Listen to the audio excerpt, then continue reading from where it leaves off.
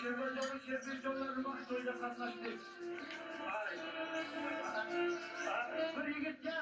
Bir yigitga shuncha bo'ladi-da. Undan ortig'i bo'lmaydi hech qachon.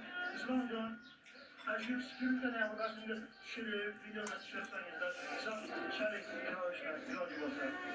Cho'liroq degan bir musiqa bor, u odamni tarixidan so'zlaydi. Tojiba aka.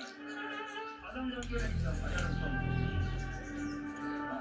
tarixni so'zlamagan odam bitta chalib bergan cho'liroqni. Bitta chalib bergan toki yana ham yaxshiroq ajrataylik.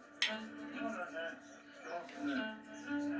Butun asrlarning baridan tortib cho'llarda cho'liqqan oldin karvonday ming xil taqdirlarni ustiga ortib qalbimdan chimirlab o'tadi jonday.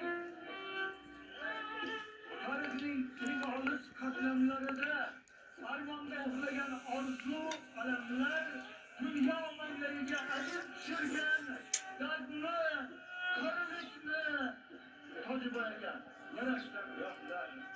Hammasi sahro chechagining eng kulgusi, yomg'irdan jon kirgan tuproqning isi, hammasi o'tadi qalbimni o'yib, tuya bo'ynidagi qo'ng'iroqlarning tashnalik eslatgan jarangi bo'lib, hammasi o'tadi qalbimni o'yib. Tarixni so'zlama, tarixni so'zlama menga ey odam.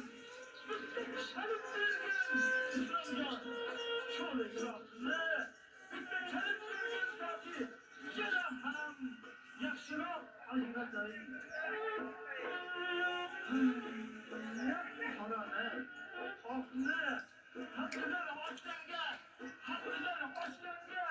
uni chalib ber.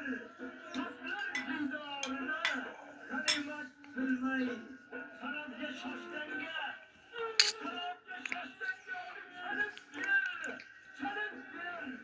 chalib ber.